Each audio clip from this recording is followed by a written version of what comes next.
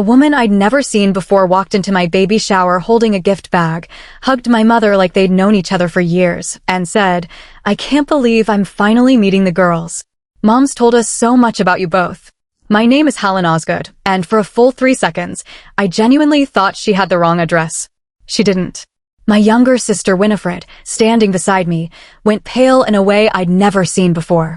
My mother, Coraline, who'd been laughing at something across the room a moment earlier, froze mid-sentence. "I'm sorry," I said. "Did you say Dash?" "I'm Sable," the woman said, still smiling, oblivious to the fact that she'd just detonated something. "Coraline's daughter."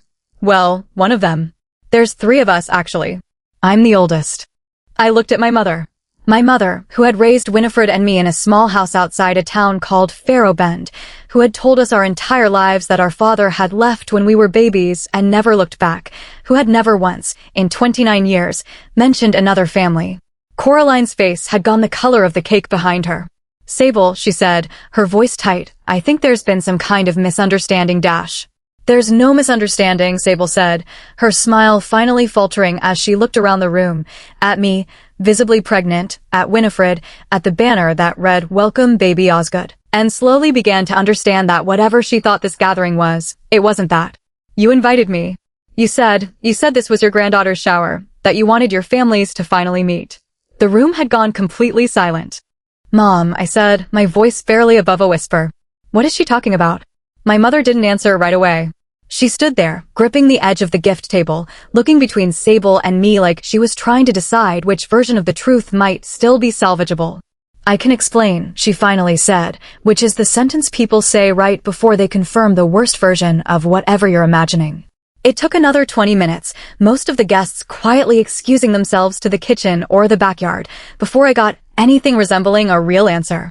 My mother had been married before our father, a fact she'd never once mentioned, to a man named Osric in a town 3 hours from Faro Bend.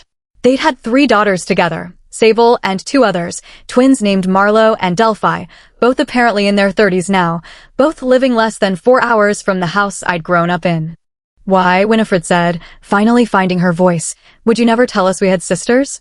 "It was a different life," my mother said. "I left when Sable was 12. It was complicated and messy, and I didn't want that mess touching the life I was building with you two." "So you erased them," I said.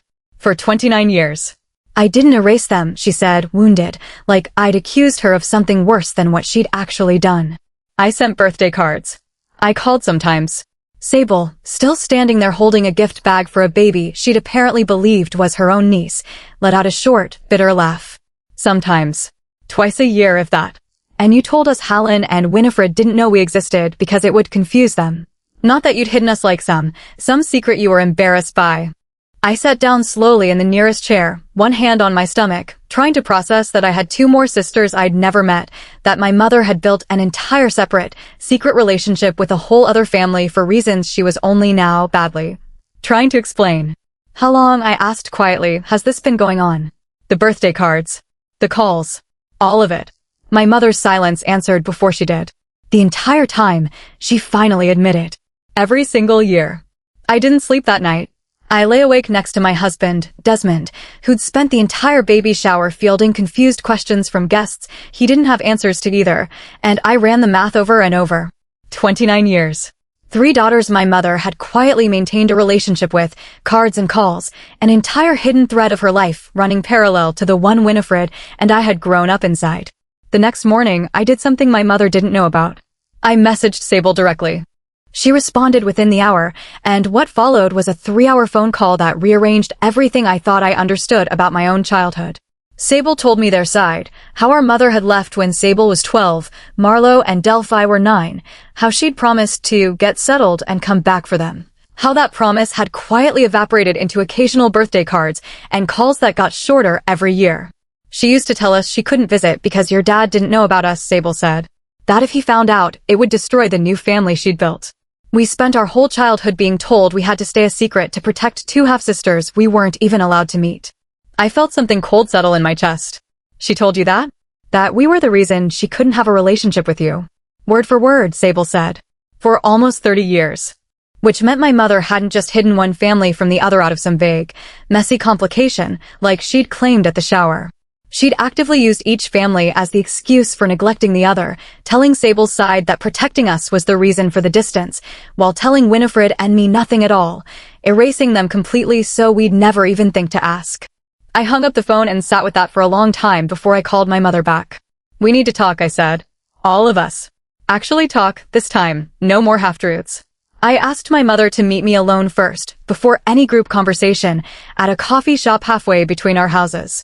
I wanted to hear her account without an audience, without Winifred's shock or Sable's understandable anger shaping the room. She looked smaller than I remembered, sitting across from me, stirring a coffee she wasn't drinking. "I need you to tell me the truth," I said. "Not the version from the shower.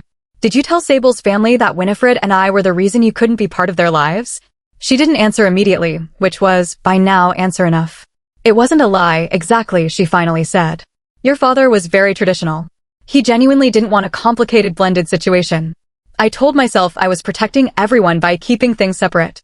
You told an 11-year-old and two 9-year-olds that their half-sisters were the reason you couldn't love them properly," I said. "That's not protecting anyone. That's giving 3 kids a reason to resent 2 kids they'd never even met." My mother's eyes filled, but I found I couldn't feel much sympathy for it. "Not yet. I want to know one more thing," I said. "Why now?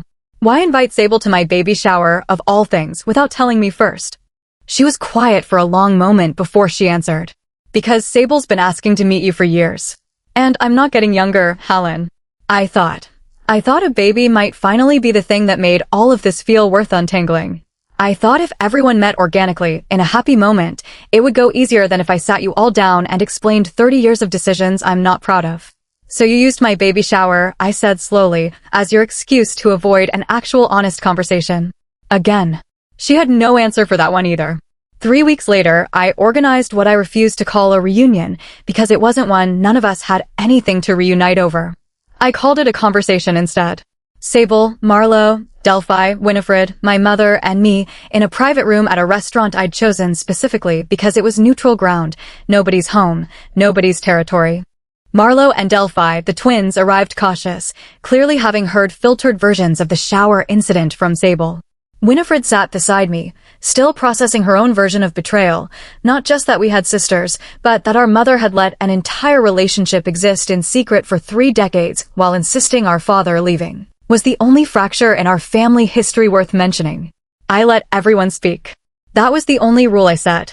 Everyone gets to say their piece, uninterrupted, including my mother, and no one gets to walk out until it's actually finished, not half finished like every conversation she'd apparently managed to avoid for 30 years. What came out, piece by piece, was worse than even Sable's phone call had suggested. My mother hadn't just kept 2 families separate. She'd used money meant for Sable, Marlo, and Delphi's college funds, money their biological father, Osric, had set aside specifically for them before he died 8 years earlier, to help pay for parts of my wedding, without either family knowing where the money had actually come from. Delphi, who'd said almost nothing until that point, finally spoke. "I had to take out loans for my nursing degree. Sable had to drop out after 2 years. And you're telling me our father's money went toward paying for a wedding we weren't even invited to?" My mother didn't defend herself this time. She just put her head in her hands. I looked around the table at 3 sisters I'd known for exactly 3 weeks, all of us sitting there realizing our mother hadn't just kept secrets. She'd quietly taken from one family to give to another for years and called it complicated instead of what it actually was. That dinner didn't end in forgiveness. I want to be honest about that, because I think a lot of stories like this get told with a neat bow at the end, and this one doesn't have one. Not yet. Maybe not ever, and I've made peace with that. Sable, Marlo, and Delphi hired a lawyer within the month to pursue the misused college fund money, something Winifred and I fully supported, even offered to help document, since we'd unknowingly benefited from money that was never meant for us. My mother didn't fight it. I think some part of her had been waiting 30 years to stop carrying the weight of it alone. My relationship with my mother is different now. Quieter. I still see her. She's still going to know her grandchild. I decided that much for myself. But something fundamental shifted the day I found out she'd built her entire adult life on a foundation of separating people from each other and calling it protection. Winifred has taken it harder than me in some ways. She still struggles to be in a room with our mother without bringing up the birthday cards, the calls, the 30 years of "it's complicated." I don't blame her. As for my sisters, because I do call them that now, even though we're still learning each other in the slow, careful way you learn anyone you've missed 3 decades with, we talk most weeks. Sable sent my son a gift when he was born, for months after that shower where she first walked in holding one, confused about whose family she was even celebrating. I think about that moment a lot. How a single overheard word, girls, plural, when she thought she was talking about just two of us, was the thing that finally cracked open 30 years of careful, deliberate secrecy. So here's what I keep asking myself. If you found out a parent had spent your entire life quietly managing two separate families, using each one as the excuse for neglecting the other, would you be able to rebuild any kind of relationship with them afterward? Or is a betrayal like that simply too foundational to recover from?